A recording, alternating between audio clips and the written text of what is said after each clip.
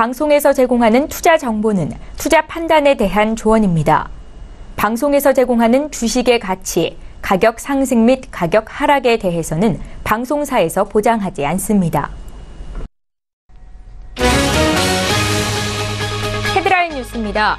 뉴욕 증시에서 주요 지수는 미국과 중국의 무역 협상을 주시하는 가운데 하락 마감했습니다. 뉴욕 증권거래소에서 다우존스 지수는 전장보다 0.30% 하락한 25,656.98의 거래를 마쳤고 S&P 500 지수는 0.17% 내린 2,856.98에 기술주 중심의 나스닥 지수도 0.13% 하락한 7,878.46에 장을 마감했습니다.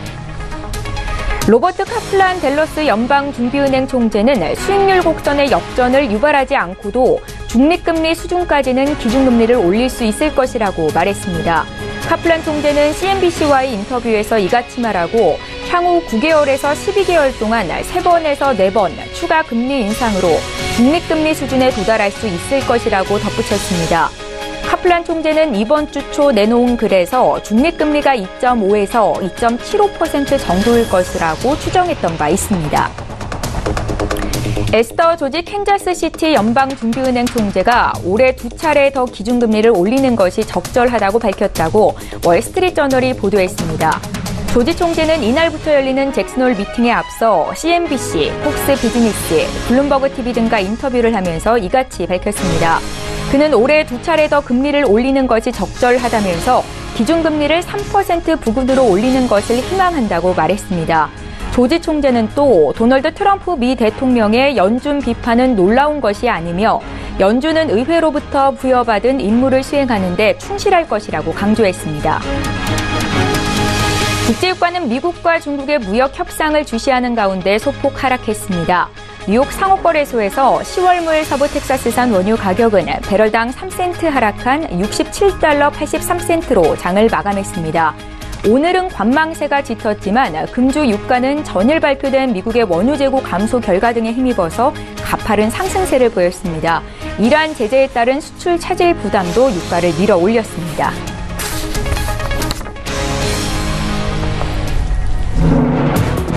여러분 안녕하십니까? 출발 증시와이드 1부 시작합니다. 최은정입니다. 어제 국내 증시 양지수는 장중 상승 전환에 성공하며 오르는 모습이 나타났습니다. 코스피는 대형 IT주, 반도체, 여기에 중국 소비주의 남북 경협주까지 강세를 보이면서 2280선을 회복했고 코스닥도 791포인트로 전일 대비 0.6% 정도의 상승을 나타냈습니다. 자, 우리 시간으로 오늘 새벽에 마감한 미국 뉴욕 증시 상대 지수는 하락세를 보였는데요. 미국과 중국의 차관급 협상단이 이날까지 무역 정책과 관련한 협상을 진행 중인 것으로 알려진 가운데 이번 주 금융 이벤트로 주목을 받아온 잭슨홀 미팅에서 이 파월 연준 의장이 어떤 코멘트를 내놨을지도 주목되고 있습니다. 자, 오늘도 출중 1부 시간에는 증시에 영향을 미칠 주요 이슈 분석 도와드리도록 하겠습니다. 자, 오늘 글로벌 시시각각 시간에는요. 이 미국이 예정대로 중국에 대해서 추가 보복 관세를 발효하고 중국 역시 곧장 보복 관세를 매겼습니다. 미국과 중국이 무역 분쟁을 해결할 차관급 회의를 진행 중인 가운데 나타났던 일이었는데요. 그래서 결과에 대한 전망이 다소 부정적으로 나오고 있습니다. 내용 함께 볼 거고요. 애플이 애플 자동차를 개발하고 있을 가능성이 높다는 보도가 나왔는데 역시 관련한 내용 듣겠습니다. 자, 이어지는 라이브 이슈타임 시간에는요. 이 3세대 전기차 출시가 임박하면서 핵심 부품인 2차 전지주에 대한 관심이 더욱 높아지고 있습니다. 투자 의견 짚을 거고요. 국제유가가 WTI를 기준으로 지금 현재 65달러 선에서 70달러에서 안정된 모습을 나타내고 있습니다. 정유주에 대한 투자 의견까지 짚겠습니다. 오늘 8월 24일 금요일이고요. 7중 1부 시간 지금 본격적으로 시작합니다.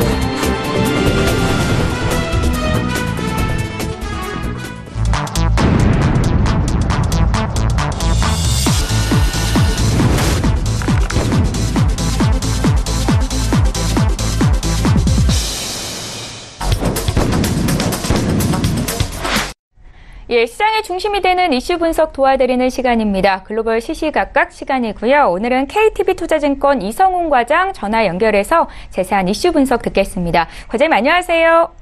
네, 안녕하십니까? 예, 저희 첫 번째 이슈부터 보겠습니다. 미국이 현지 시각으로 23일부터 이 160억 달러 규모의 중국산 수입품에 대해서 추가적으로 25% 관세를 부과했습니다. 중국 역시 같은 규모의 미국산 수입 제품에 추가 관세를 부과하기로 했는데요.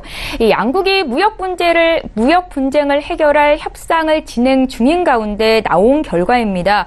이런 가운데 이 무역 협상의 결과가 진전된 결과를 내놓지는 못할 것이라는 파이낸셜 타임스의 보도도 있었는데요. 앞으로 상황이 어떻게 전개될지 좀 봐주십시오. 네, 우선 다 아실 거라 생각이 되고 있습니다. 160억 달러 규모의 중국산 수입품에 추가로 25%의 관세를 부과하겠다고 어제 우리나라 시간으로 오후 1시 정도에 이 얘기가 나왔는데요. 우선 트럼프 미국 정부가 25%의 고유 관세를 부과하면서 중국산 제품은 모두 1097개 품목 500억 달러 규모가 됐습니다. 이번에 관세 부과는 22일부터 이틀 일정으로 워싱턴에서 미국과 중국의 차관급 협상이 진행 중인 가운데 단행되는데요. 우선은 지난 6월이었죠. 미국 상무장관과 중국의 부총리가 만났을 때 협상에 큰 성과를 내지 못했는데요. 이번에는 중국 상무부부장과 그리고 미국 재무부 차관 협상을 벌이는 상황이기 때문에 어떤 차관급 회의에서 어떤 특별한 결론도 이번에는 나오기 좀 힘들지 않을까 이렇게 판단이 되고 있습니다. 우선 미국 무역 대표부는 이번 달 초였죠. 무역법 301조를 적용하면서 관세를 부과할 160억 달러 규모의 제품을 279개 품목으로 좀 확정했는데요. 우선은 미국 무역대표부가 중국의 첨단 제조업 육성 정책인 중국 제조 2025 수입 품목으로 지목하는 이 반도체와 관련 장비 그리고 이 또 전자화, 플라스틱, 또 철조 장비 등이 포함됐던 내용을 밝혔습니다. 우선 이 가운데 이제 반도체 같은 경우에는 시진핑 중국 정부가 이 반도체 굵기를 추진하면서 대대적으로 지원했던 분야인데요. 이 중국산 반도체는 전 세계 반도체 공급망에서 중요한 역할을 좀 하고 있습니다. 다만 윤활유와 플라스틱, 튜브나 파이프 같은 이 산업재가 주를 이루면서 이 트럼프 정부가 소비자에게 미치는 직접적 영향을 최소화하려고 노력한 것으로 좀 평가는 되고 있고요. 그동안 중국 같은 경우는 미국의 관세 부과에 대해서는 같은 강도로 이 맞불 관세를 부과한다는 입장을 유지했는데 이번에 미국의 추가 관세 부과로 양국과 무역 갈등은 더욱 거세질 것으로 좀 보여지고 있습니다. 우선 중국 상무부는 지난 8월에 미국 무역대표부의 160억 달러 품목의 발표 직후에 이 홈페이지를 통해서 원유와 철강, 이 자동차 의료 장비 같은 이 160억 달러 규모의 미국산 제품에 똑같이 25% 관세를 물리겠다고 맞대응 의사를 발표했는데요. 우선은 트럼프 대통령 궁극적으로 5천억 달러 규모의 중국산 수입품 전체에 대해 고유 관세를 부과하겠다는 입장이고요. 중국과 협상을 진행하면서 한편으로는 관세 부과를 강행하는 푸트락 전략으로 중국을 지금 현재 압박하고 있다라고 좀 평가가 되고 있습니다. 이 미국의 무역대표부는 또 소비재를 대거 포함한 2천억 달러의 중국 제품의 관세를 물리기 위해서 지난 20일부터 6일에 걸친 공개 의견 수렴 절차를 밟고 있는데요. 세율도 10%에서 25% 올리는 방안을 검토 중인 현재 상황이고, 트럼프 대통령이 무역 전쟁에서 미국이 우세한 입장이라고 좀 주장하고 있는 상태로 본다고 한다면, 우선은 지금 현재 중국이 미국에 수입하는 액수 그리고 미국이 중국으로 수입하는 액수로 비교한다면은 아직까지 미국이 우위에 있는 상황이라고 좀 판단이 되고 있습니다. 그럼 미국과 중국의 이 차관급 협상 결과 역시 기대할 게 없다라는 판단이신가요? 지금 현재 상태에서는 미국의 11월에 지방선거 전까지는 미국의 중국에 대한 강행을 할 것으로 좀 판단이 되고 있고요. 그렇기 때문에 지금 현재 상태에서는 이 차관급 회의 같은 경우에도 어떤 로드맵을 만들 수 있는 그런 상황으로만 갈 수 있지, 이거에 대한 어떤 특별한 결론을 내리기에는 좀 힘들지 않을까, 이렇게 좀 판단됩니다. 예, 알겠습니다. 저희 두 번째 이슈 보겠습니다. 애플이 자동차를 개발하고 있을 가능성이 높다는 보도가 나왔습니다. 애플이 과거 스마트폰 혁명을 일으켰던 것처럼 이번에는 애플 자동차가 차세대 애플의 스타가 될 것이다라는 기사가 나왔는데요. 이게 현실화될 수 있을 것이라고 보시는지 좀 봐주십시오. 네, 우선 애플이 자동차를 개발하고 있을 가능성이 높다고 어제 USA 투데이가 대만 애널리스트 분석을 통해서 좀 보도했는데요. 우선은 그 대만의 TF증권 애널리스트이자 애플 전문가로 알려진 권밍치라는 애널리스트가 있습니다. 최근에 이런 그 보고서에서 애플이 2023년을 목표로 자동차를 개발 중인 이 프로젝트 타이탄을 진행 중이고 직원 수백 명이 참여하고 있다라고 좀 밝혔는데요. 우선 애플이 2020년까지 증강현실, 그러니까 AR이죠. AR 안경을 출시할 것이고 그로부터 3년 뒤에 자동차를 선보일 것이라고 보이면서 이것으로 인해서 애플의 시총이 2조 달러까지 늘어날 것이라고 내다봤습니다. 우선 그 애플이 자동차를 개발하고 있다고 좀 보이는 부분 중 하나가 소프트웨어와 하드웨어를 융화시킬 수 있는 그런 기술을 지금 갖고 있는 현재 상태이고요. 따라서 다른 가전업체나 자동차 부분의 잠재적 경쟁 업체에 대해서 자동차 개발에서 유리하다는 그런 분석을 냈고요. 또 최근에 좀 애플이 주가도 그렇고 어떤 자금에 대한 막대한 자금 2,600억 달러 정도로 추정이 되고 있는데 2,600억 달러에 달하는 막대한 자금을 보유하고 있어서 연구비에 투자할 여유가 좀 있는 현재 상황이라고 볼 수 있겠습니다. 지난달이었죠. 중국의 애플 엔지니어가 이 자율주행차 관련 기밀을 갖고 이 세느제이 공항을 이용해 출국하려다가 FBI에 검거된 적이 있었는데 이런 걸 본다고 하더라도 이 애플의 자율주행차에 대한 투자를 하고 있다는 게 좀 증명이 되지 않았나 판단이 되고 있고 또 애플이 캘리포니아주로부터 자율주행용 센서가 부착된 렉서스 차량 66대로 시험 주행을 할 수 있는 허가를 받은 점에서도 이 부분은 좀 뒷받침하지 않나 판단이 되고 있습니다. 여기에 또 테슬라에서 근무했던 엔지니어죠. 버거필드를 다시 영입한 것으로 나타나면서 또 자율주행차에 대한 그런 부분이 확실하게 나온 상태고요. 우선 반면에 다른 애플 전문가로 알려진 이 루프 벤처스의 애널리스트 같은 경우에는 이 자동차 개발 가능성은 30%라고 얘기했고요. 2028년에 가능할 것이라고 어떤 비판적인 시각을 좀 보였습니다.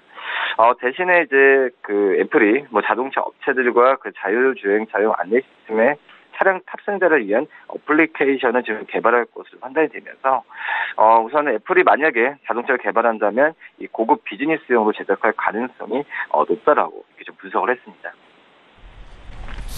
예, 저희 이제 세 번째 이슈도 보겠습니다. 이번 주 주목할 금융 이벤트죠. 세계 통화 정책에 향방을 할 수 있는 잭슨홀 미팅이 진행 중에 있습니다.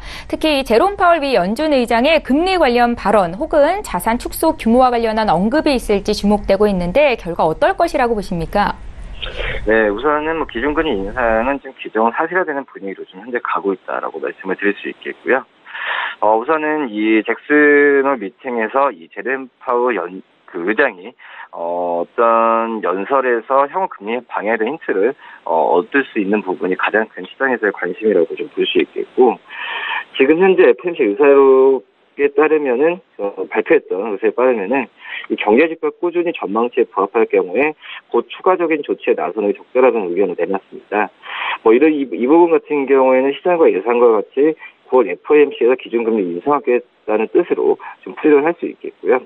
9월에 FOMC에서 기준금리 인상이 단행되면은 현재는 1.75에서 2%인데 2%에서 2.25%로 0.25포인트 25% 좀 높아지게 되는 부분입니다.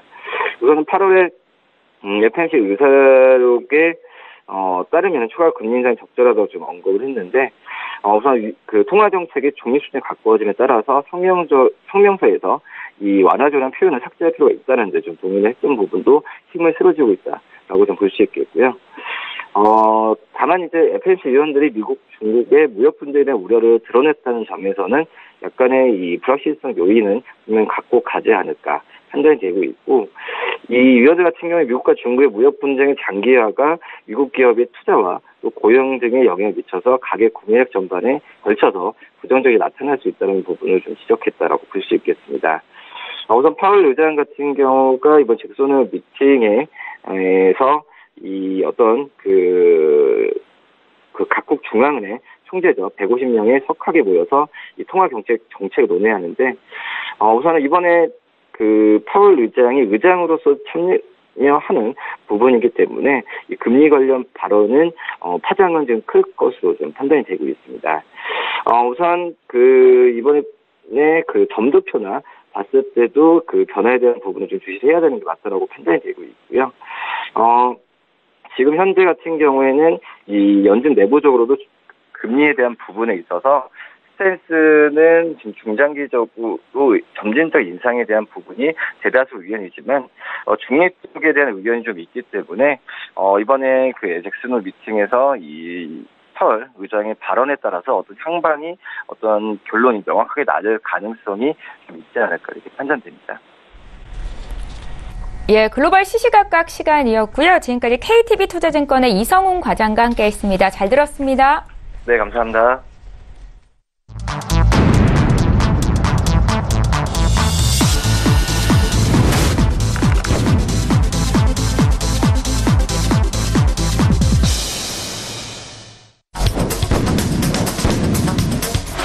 예, 이번에 국내 시장 쟁점 구체적으로 분석해보겠습니다. 라이브 이슈타임 시간이고요. 오늘 금요일이죠. 메리츠 종금증권 영업부 김민수 부장 모시고 자세한 이야기 나누겠습니다. 부장님 어서 오세요. 네, 안녕하십니까. 예, 저희 첫 번째 이슈부터 좀 보겠습니다.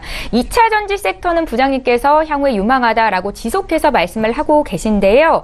2021년부터 본격적으로 전기차 시대가 도래한다라고 합니다. 여전히 투자에 매력적이다라고 보시는지 투자 의견 들어볼게요. 네, 전기차, 2차 전지 이쪽은 빼놓을래야 빼놓을 수 없는 대표적인 성장 산업이죠. 예. 그거 관련돼서 얘기는 수차례 많이 드렸었고, 거기다가 지금, 클릭 몇 번만 하시면은 관련된 산업 동향이나 성장에 대한 내용들 충분히 더 아실 수는 있을 겁니다. 하지만 이제 저희가 여기서 이제 한정적으로 산업에 대해서 복잡하게 얘기하는 거는, 어떤 이공계, 분들도 아니시고, 예. 일단 단순한, 어떤 주식 투자와 관련된 쪽으로 한정돼서 말씀드린다고 한다면은 일단 제약적일 수밖에 없다라는 쪽은 염두하셨으면 좋겠고요.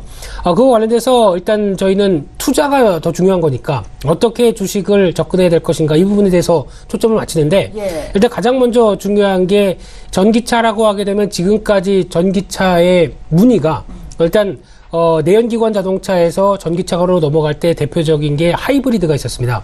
지금도 많이 나오고 있죠. 인기도 많은데 즉 어떻게 보면은 자동차가 달리는 기관 쪽에서는 휘발유나 아니면 디젤을 통해서 움직이다가 정지되어 있을 때 배터리가 충전이 되거나 그런 상황 쪽으로 배터리로 또 연료를 같이 쓰고 예. 하는 어떤 병용 쪽으로 많이 쓰면서 이제 점진적으로 일단 배터리 용도가 더 늘어가는 쪽으로 많이 변한 게 지금까지 현실이었는데 그러다 보니까 이제 좀 더 적극적인 쉽게 얘기하면 순수한 전기차가 이제 개발돼서 그 플랫폼이 이제 앞으로 정착될 것이다 라고 하게 되면은 이제 전기차라고 저는 안 불렀으면 좋겠고요. 오히려 IT차? 그러니까 좀 약간 이제 명칭도 좀 바뀌어야 되지 않을까 생각이 듭니다.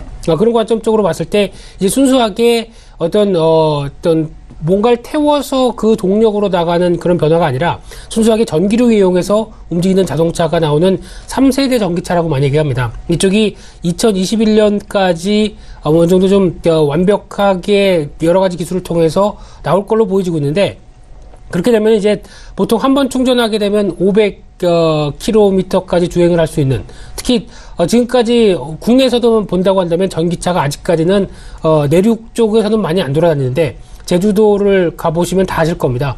이제 보통 웬만한 음식점에서도 전기차 충전을 할 수 있는 어떤 장치가 마련돼 있고요. 예. 그런 상황 쪽에서 이런 인프라도 서서히 이제 갖춰가는 쪽에서 약간 제주도가 시범적인 성격으로 들어오는데 아마 이런 부분들이 좀 더 빨라진다고 하게 되면 제가 보기에는 내년 후반부터 한 2020년까지는 이 전기차 충전 시설도 좀 많이 좀 들어오는 게 아니냐라는 쪽으로는 바라보고 있는데 예. 그러다 보니까 이제 관련된 쪽에서 성장세는 당연히 눈에 띌 수밖에 없죠. 대표적으로 이번에 실적을 발표했던 삼성 SDI도 영업이익이 지금 380% 늘었다고 하고요.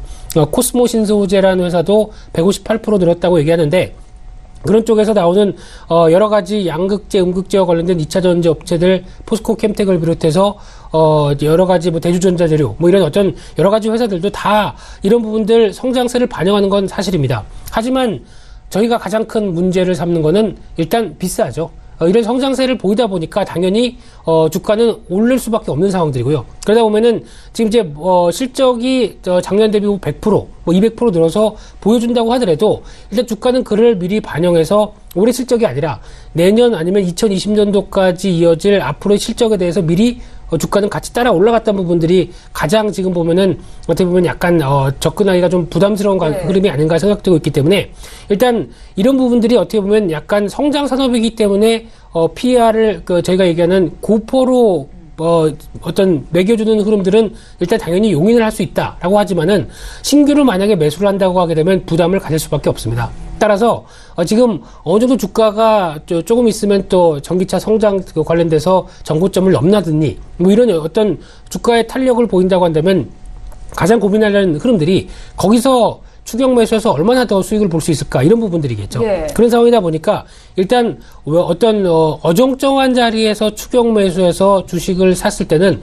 오히려 뭐 성장 산업이고 실적은 좋다고 하는데 주가가 수익이 안 나거나 오히려 손해를 볼 수가 있습니다. 그렇기 때문에 이런 어떤 대표적인 고성장 산업 같은 경우는 일단 주가가 추세를 타고 움직인다고 하더라도 어떤 주가가 고점이나 아니면 얘기가 가장 많이 나왔을 때 사는 거는 바람직하지 않습니다. 오히려 그럴 때는 갖고 있는 종목들 만약에 내가 포스코 캠텍이 좋아 보여서 100주를 샀는데 주가가 또 들썩거리면서 또 여러 가지 전기차 얘기가 나오기 시작하면서 전고점대 위치를 한다든가 전고점대를 돌파를 했다. 그렇게 되면 기계적으로라도 한 50주는 파는 게 좋습니다. 팔았다가 다시 또 지나고 나게 되면은 단기적인 또 고점 부담 때문에 쭉 하고 밀려 내려가고요. 예. 그렇게 되면은 다시 그때 팔았던 거를 언제쯤 다시 채워 넣을까로 고민하는 전략. 어떤 이런 비중 중심으로 전략을 대응하는 게 가장 좋겠다고 봐야 될 것 같고요. 그런 차원에서 봤었을 때 이제 관련된 쪽도 이제 어떻게 보면 이제 지금 같은 경우 전기차 쪽에서 가장 또 원가를 가장 많이 차지하는 건 2차 전지입니다. 근데 그러면 앞으로 이제 3세대 전기차가 나오고 전기차가 이제 생활에 자리를 잡기 시작하게 되면 가장 큰 가격의 걸림돌인 전기차 가격들이 좀 낮아져야 좀 많이 탈 수가 있겠죠. 예. 그렇게 되면은 배터리 가격을 얼마만큼 낮추느냐가 또 가장 중요한 현상이 나옵니다. 그렇다면은 배터리 지금 성능은 올리고 가격은 낮추고 아니 어떤 여러 가지 기술적인 도전들이 앞으로 얼마만큼 벌어지느냐가 중요한데 그거 관련돼서 또 배터리에 차지하는 원가에 대한 또 중요한 얘기들이 나올 수밖에 없죠. 지금은 달러와 강세가 이어지면서 전반적인 원자재 가격들이 약간 하향 추세가 되어 있는 상황들이고 오히려 또 거기다가 이 지금 주력적인 또 광산 업체들 대표적으로 뭐 니켈이나 이런 뭐 알루미늄 이런 여러 가지 흐름들이 일단 증설을 계속 지금 전기차 쪽이 활발하다 보니까 계속 증설을 하면서 원자재는 수급이 원활한데 만약에 폭발적인 성장이 나오게 되면 이쪽 부분들도 앞으로 얘기입니다. 이쪽 부분들도 그러면은 가격이 계속 올라가는데 여기서 증설할 게 아니라 좀 기다려봐야 되지 않나? 유가죠. 유가 같은 흐름들과 비슷한 현상이 나올 수도 있겠죠. 그렇게 되면 또 이와 따른 대란이 나올 수도 있다는 부분들도 염두를 하시면서 2차전지 관련된 어떤 또 비용들도 어떻게 보면은 책정을 하는 것도 만만치 않다. 이에 따른 어떤 변화들을 가장 또 변동성이 커지는 분야인 부분들도 같이 염두하면서 대응하자라는 쪽으로 보시되 가장 중요한 거는 일단 좋은 건 알겠는데 그렇다고 무조건 추격 매수는 하지 말자라는 쪽도 같이 염두하실 필요가 있다고 보여집니다. 그러니까 전기차 섹터는 성장성이 좋기는 한데 주가에는 이미 선반영된 부분이 있다라는 말씀이신 거죠. 그렇습니다. 예, 대응하기가 쉽지는 않겠지만 외부 변수에 의해서 출렁거릴 때는 사볼만 하다. 예, 라는 말씀이셨습니다. 저희 이제 유가에 대한 얘기를 좀 나눠볼 텐데 정유주에 대한 투자 의견을 듣겠습니다. 지금 국제유가가 WTI를 기준으로 65에서 70달러 선에서 안정된 움직임을 보이고 있습니다. 뭐 예전에는 유가가 오를 때 정유주가 상승을 한다라는 얘기도 있었는데 지금은 오히려 조정 국면에서 정유주에 대한 투자 의견이 긍정적으로 나오는 분위기인 것 같아서 좀 여쭤보려고요. 정유주에 대한 의견은 어떠십니까? 그런데 왜 주가는 못 가죠? 이게 가장 큰 핵심이 아닐까요? 지금 분위기 나쁘지 않은데 정유 특히 석유화학 섹터 그저께인가요? 오히려 대한유와 뭐 롯데케미칼 이런 종목들 보면은 급하게 밀려 내려갔습니다. 별 변화가 없는 것 같은데 왜 이럴까? 이게 가장 또 중요한 현상이 아닌가 싶은데 표면적으로 시장에서 나왔던 얘기는 무역 분쟁이 격화되면은 수요가 줄을 것이다. 대표적으로 중국도 마찬가지고 북미도 마찬가지고 가격이 관세 때문에 비싸지기 때문에 수요 여러 가지 부분들이 아무래도 영향을 받을 것이다. 라고 나오는 상황들인데 제가 보기에는 그게 아닙니다. 가장 현실적인 이유가 이번에 크게 시장에서 부각받지는 않았지만 S-오일이죠.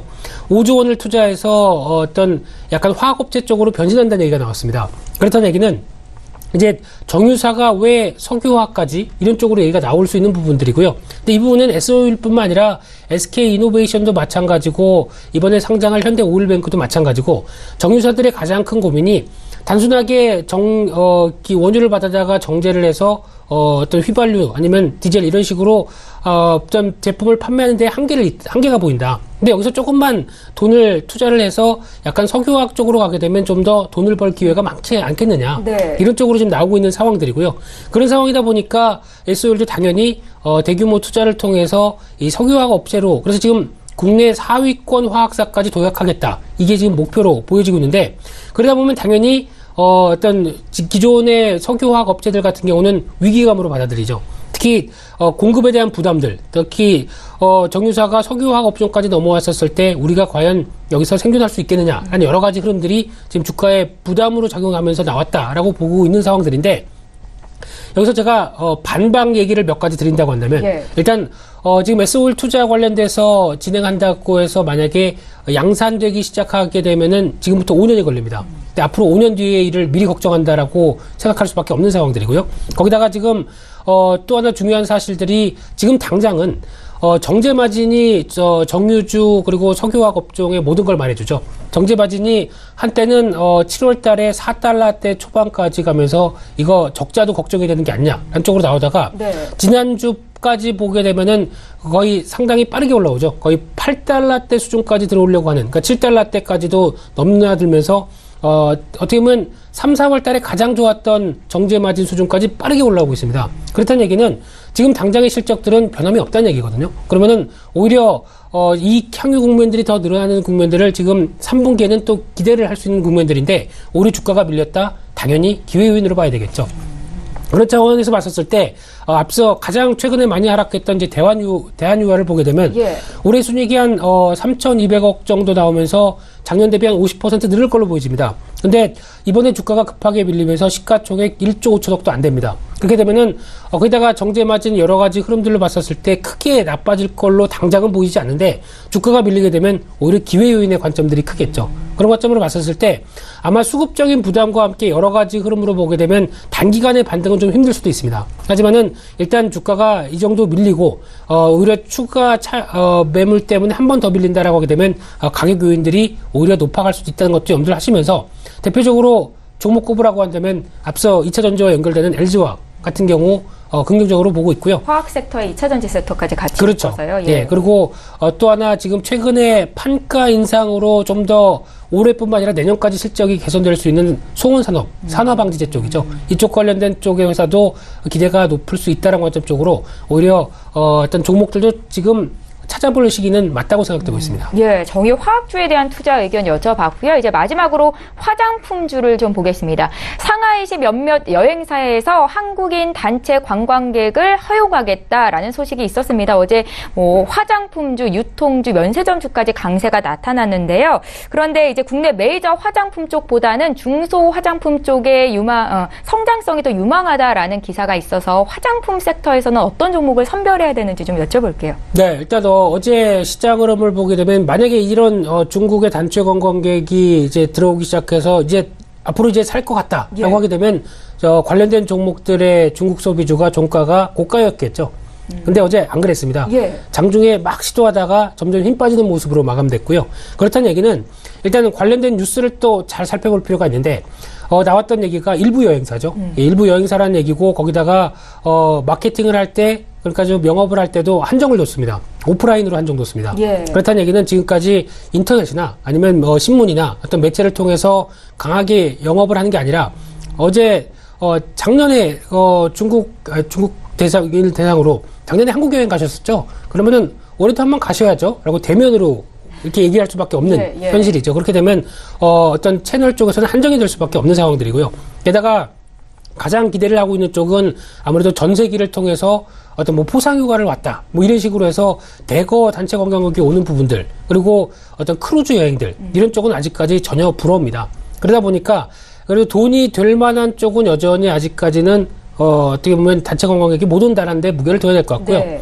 하지만 그래도 의미를 두는 게 이제 상하이를 비롯해서 저장시나 이런 어떤 지금 화동지구라고 얘기를 하는데 이쪽은 기존에 한국에 왔던 중국인 단체 관광객의 3분의 1을 담당했습니다. 그런 정도의 어떤 위력이 있다 보니까 여기서부터 풀어지는 게 이제 점진적으로 변화가 나가는 게 아닐까. 뭐 중국 정부도 마찬가지겠죠. 한 번에 확 푸는 것보다 얘네들 이제 길들여야지 라는 생각 때문에 조금씩 천천히 어떤 변화를 가져가는 게 맞다고 생각해서 나오지 않을까라는 쪽으로 보게 되면 일단은 당장은 아니라고 하더라도 점진적으로 개선된다는 데 무게를 둘 수 있을 것 같고요.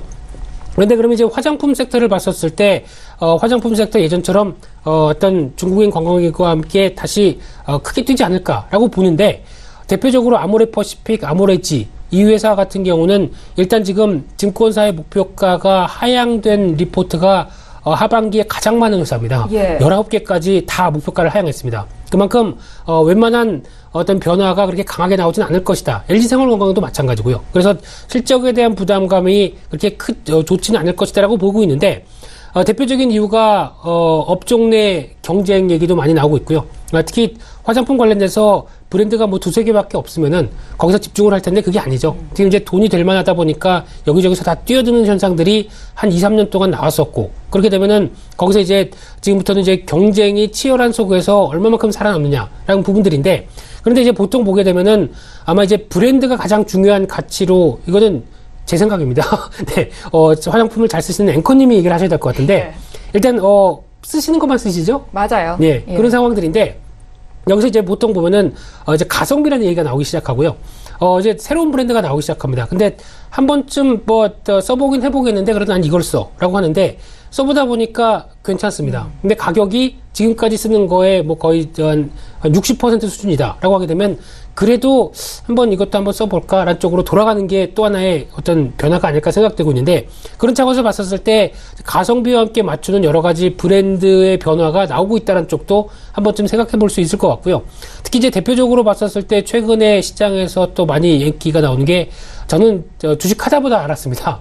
비디비치란 브랜드 혹시 아시죠? 예, 중국 시장에서 굉장히 인기가 많다고. 그렇죠. 예, 거기서 이제 신석이 인터내셔널이 중점적으로 들면서 이제 끌고 가는 어떤 브랜드 쪽으로 지금 알려져 있는 상황들인데 그런 쪽부터 이제 애경산업이 하는 에이지2애니스 맞나요? 네, 20대의 피부로 돌아가겠다라는 피부 어른들이 굉장히 많이 선호하세요. 그 어른들이 팩트를. 네, 그렇죠. 이제 그런 변화가 나오기 시작하면서 이제 어떤 같은 섹터 안에서라도 변화들이 이제 조금씩 다변화되기 시작한다는 관점으로 봤을 때 그렇게 되면 당연히 기존에 쌓은 어떤 뭐 아모레 뭐 설화수라든가 어떤 기존 브랜드 이미지가 상대적으로 좀 입지가 흔들리는 국면들이 나오겠죠. 그런 변화가 지금 나오고 있다는 게 지금 시장의 판도가 좀 바뀌고 있다는 쪽으로 나오고 있고 그렇게 되면은 일단 모든 걸 다 해서 개발부터 연구 개발부터 이제 쭉 다 이어가는 어떤 아모레 그룹 같은 어떤 변화가 아니라 약간 이제 시험적인 변화가 많이 나온다는 얘기겠죠. 그렇게 되면은 오히려 지금 나오고 있는 상대적인 OEM이나 ODM 브랜드를 하는 코스맥스, 한국콜마 이런 쪽에 대한 변화가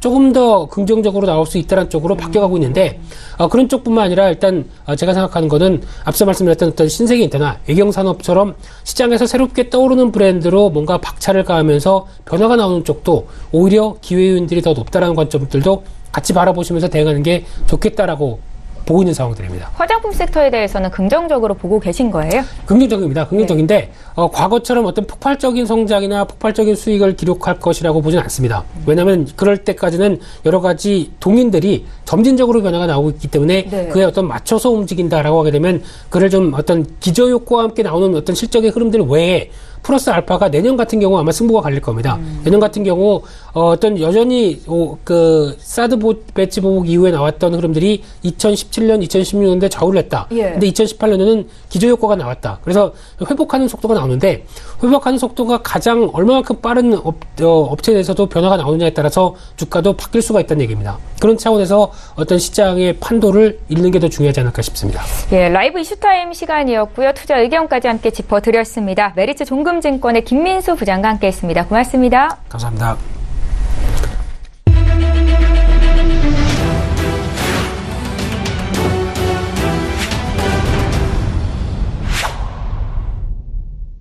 예, 투자는 절제다 시간입니다. 절제 마스터 화상으로 연결해 볼 거고요. 국내외 투자 전략, 선물시장 투자 전략 짜겠습니다. 안녕하세요. 네, 안녕하십니까. 증자마스터 김민준입니다. 예, 반갑습니다. 어제 밤방송에서도 활약을 하시던데요. 오늘 이렇게 또 아침에 연결이 되셨습니다. 해외 선물시장 투자 전략부터 여쭤볼게요. 네, 미국의 선대지수 먼저 말씀드리겠습니다. 미국의 선대지수는 소폭 좀 하락했는데요. 아무래도 미중 양국 간에 지금 워싱턴 DC에서 벌리는 무역 협상이 예고한 대로 지금 관세 부과를 160억 달러 상당의 부과를 실시했다는 이런 소식을 먼저 좀 전해드리고요.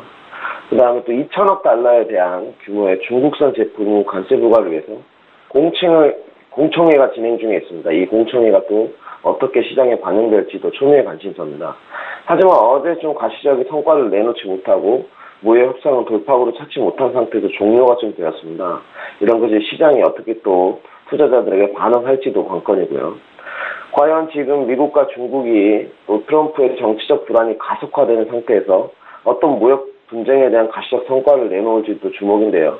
결국 지금 얻어야 될 해답은 미중 간의 양보인 것 같습니다. 얼마만큼 중국과 미국이 또 미국과 중국이 한걸없이 양보할 수 있느냐에 따라서 세계 경기 침체가 상승으로 이끌 수 있을 만한 모멘텀이 바뀔 것인지가 좀 관건인 것 같고요. 트럼프에 관해서 좀 정치적 위기에 관해서 말씀을 드리자면 어제 탄핵 언급까지 좀 있었습니다. 이러한 정치적 불안 요소들이 미국 증시가 지금 견고한 모멘텀을 좀 보이고 있는데요. 과연 미국 증시의 변수로 작용할지도 조금 관건인 것 같습니다. 또한 미 연준에 관한 좀 의견을 또 코멘트를 드리고 싶은데요. 달러 강세에 대해서 지속적으로 불만을 표시하고 있는 트럼프에 대해서 정치적 고려 없이 우리의 갈 길을 가겠다. 터와 결정은 연준의 고유 몫이다. 이런 좀 코멘트가 있었고 시청자의 초점은 이제 무역 협상과 지금 주말에 있을 잭슨 회의 미팅과 25일 토요일이죠. 지금 연준의 파월 의장의 어떤 코멘트에 지금 집중하는 듯한 모습이 연출될 것으로 판단되고 있습니다. 개별 지수 종목에 대한 저항 지지선을 좀 보시겠습니다. 먼저 나스닥입니다. 나스닥 상당 포인트를 보시면 지금 현재 7,475포인트, 중단으로는 7,434포인트, 하단으로는 지금 7,411포인트가 위치하고 있는 모습인데요. 전일 말씀드렸듯이 지금 나스닥은 좀 견고한 흐름을 나타내고 있는데 어제 지금 관세 부과 때문인지 아니면 무역 협상에 대한 돌파구를 찾지 못한 이유 때문인지 하락세를 지금 좀 나타냈습니다. 지금 거의 새벽경에 자정이 좀 넘어가면서부터 가파른 하락세를 좀 보여줬었는데요. 가파른 하락세를 보여주다가 약간 눌림에 지금 상승이 나오고 다시금 하락하는 모습인데요. 금일 또한 지금 무역 협상의 결과가 어떤 성과가 나올지는 모르겠습니다만은 결국은 이 성과가 나오지 않는다면 나스닥은 다시 한 번 더 하단 지지선은 지금 7,411포인트를 붕괴되는 그런 모습을 좀 나타낼 것으로 판단하고 있고요. 7,411포인트가 무너진다면 7,400포인트까지는 조금 더 하락할 수 있지 않을까 이렇게 판단하고 있습니다. 그래서 금일 나스닥 같은 경우는 매도 조건을 추천드리겠습니다. 다음은 크루드 오일입니다.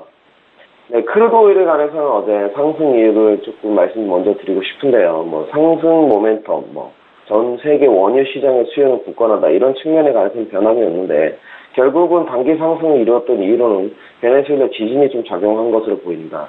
또한 지금 이란 제재 2차 제재가 오늘 돌아오는 11월 6일부터 예정이 되어 있는데요. 이 11월 6일부터 예정되어 있는 이란 제재 때문에 단기 상승세가 좀 나온 것으로 판단하고 있고요. 어제 장세는 약간 횡보세하는 흐름을 보여드렸습니다. 시가 위아래에서 매수, 시가 밑에서 매도 전략을 드렸었는데요. 지속적으로 횡보를 거듭하다 지금도 아직도 횡보하는 모습을 좀 보이고 있는데요. 상단 포인트를 보시면 68.15포인트, 중단으로는 67.83, 하단으로는 67.32포인트인데요. 지금 결국 원유 시장을 단기 상승세를 이끌었던 이유도 무역 협상에 관한 기대감 심리였습니다. 근데 지금 무역 협상이 진행 중에 있고 관세 부과를 시장에서는 조금 어둡게 바라보는 측면 같아서 금일 크루드 오일은 매도 전략을 추천드리겠습니다. 다음은 유로입니다. 유로에 관해서는 시청자들이 참 관심이 많을 것으로 판단되고 있는데요. 먼저 상단 포인트를 말씀드리면 1.16200 라인, 하단으로는 1.154885 라인에 위치하고 있는데요. 지속적으로 며칠간 유로는 단기 상승세가 지속적으로 있어 왔었는데요.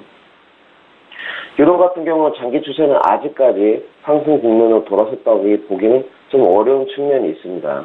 그렇기 때문에 금일 유로는 일단 결과부터 좀 말씀드리자면 하락할 것으로 판단하고 있는데요. 무역 협상에 대해서 어찌됐건 관세를 부과한 지금 측면이고 2천억 달러 상대의 공청회까지 예정되어 있는 상황에서 결국은 투자자들은 안전자산에 다시 한번 눈을 돌릴 것으로 판단하고 있습니다. 결국 이는 달러 강세를 좀 이끌 것으로 판단하고 있어서 금일 유로는 매도 접근을 좀 추천드리겠습니다. 다음으로 골드입니다. 네, 골드 또한 흐름이 유로와 좀 비슷한 흐름인데요. 먼저 상판 포인트를 보시면 1203라인, 지금 중단으로는 1194라인, 하단으로는 1190라인에 위치하고 있는데요. 결국은 새벽에 지속적으로 무역 협상에 대한 결과가 나오지 않으면서 하락세를 이어가고 있는데 금일 또한 지금 가시적인 성과가 없다면 더더욱 하락세를 이어갈 것으로 판단하고 있습니다. 지금 하단 지지 라인에 거의 지금 위치한 모습인데요. 1190포인트가 무너진다면 더더욱 1180포인트까지는 조금 하락할 수 있지 않을까 이렇게 판단하고 있고요. 일봉상 포인트를 보시다도 하방 지지대가 조금 없는 듯한 모습입니다. 구간이 열려있는 모습이라서 금일도 골드는 매도 접근을 추천드리겠습니다. 예, 선물 시장 투자 전략 전해드리고 있습니다. 해외 선물 쪽부터 봤고요. 이번에 국내 선물 투자 전략도 들어볼게요. 네, 국내 선물 같은 경우는 참 어제까지는 참 행복했었는데요. 293포인트를 넘어가는 강세장도 연출되었고 또 사드 보복 완화가 좀 감소되면서 국내 증시도 상승이 있었던 것 같습니다. 먼저 상단 포인트를 보시자면 294.65포인트에 위치하고 있고 중단으로는 지금 293.45, 하단으로는 292.65포인트에 위치하고 있는데요. 금일 국내 증시나 선물 같은 경우는 지금 미중 협상의 기대감이 좀 상실된 것으로 보이고 있습니다. 우려했던 관세 부과에 추가 관세를 위한 공청회까지 미 증시가 지금 하락세가 좀 불가피하지 않나 이렇게 판단하고 있어 국내 증시도 불확실성이 지금 좀 가중될 것으로 판단하고 있고요. 또한 원달러 환율도 지금 1,100원 선에서 등락을 거듭할 것으로 보여지고 있어서 금일 국내 증시도 조금은 조정 상세가 진행되지 않을까 판단하고 있습니다. 지금 집중해야 될 좀 부분 같은 경우는 내수주인데요. 사드 보복 관련 지금 조치가 완화됨으로써 내수주에 지금 저가 매수세가 지속적으로 좀 유입되고 있는데요. 면세점주, 화장품주, 결국은 지금 투자자들이 지금 지향해야 될 점은 결국은 종목별로 선별적인 접근이 중요한 시기인 것 같습니다. 요즘 지금 주도주가 엔터주에서도 지금 어제는 내수주까지 결국은 얼마만큼 선별 있는 종목을 골라서 증시에서 지금 수익을 창출할 수 있는 부분 같고요. 또한 지금 집중해야 될 부분은 관세 부과나 지금 공청회 같은 경우는 모두 예정되어 있던 시장의 자료입니다. 그렇기 때문에 무역 협상에 대한 어떠한 미중 간의 코멘트와 양국의 양보가 있는지 그 부분에 관해서 좀 주목을 해야 될 것으로 보입니다. 금일 국내 선물 같은 경우는 조정 시 지금 룰링 나올 것으로 판단해서 매도 조건을 좀 추천드리겠습니다. 예, 투자는 절제다 시간이었습니다. 절제 마스터와 함께했고요. 또 다음 주 월요일 이 시간에 연결하겠습니다. 감사합니다. 네, 수고하십시오. 예, 출발 증시와이드 1부 시간 여기서 마칩니다. 잠시 뒤 2부 시간에는 전문가와 함께하는 라이브 매매 타임 시간이 있습니다. 오늘도 탑픽 종목 3종목씩 선정해서 추천해 주실 예정이고요. 장중에 또 투자 의견까지 함께 듣겠습니다. 신준섭 전문가 이용우 팀장 잠시 뒤에 만나 뵙겠습니다. 2부 시간으로 오겠습니다. 고맙습니다.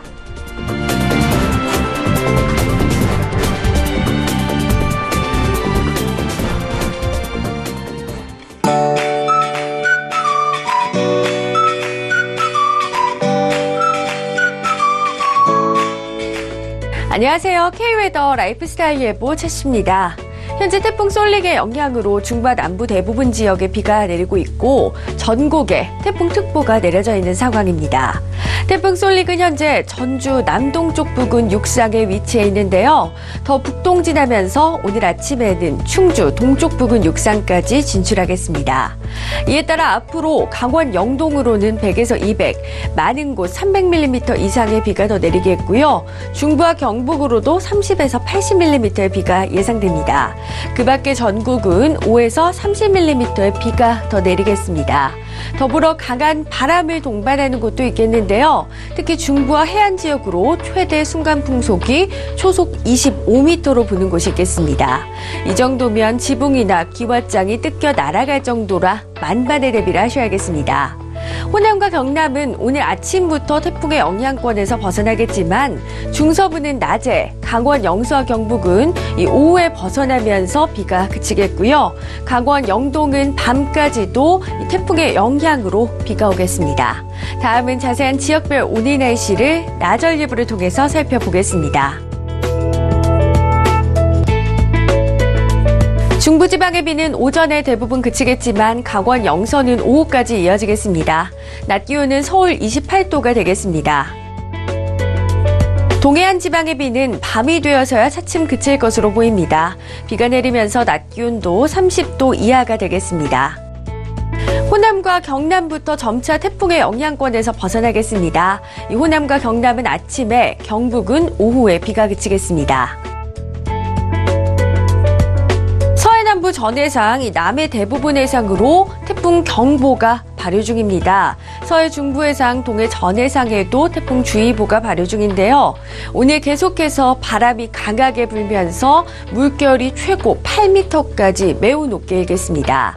특히 동해상은 내일까지도 물결이 매우 거셀 것으로 보입니다. 안전사고에 각별히 유의하시고요. 앞으로 발표되는 기상정보를 참고하시기 바랍니다.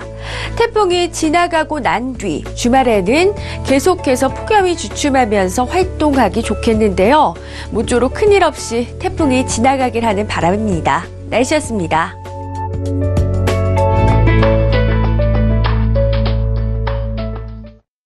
본 방송에서 제공하는 투자 정보는 투자 판단에 대한 조언입니다.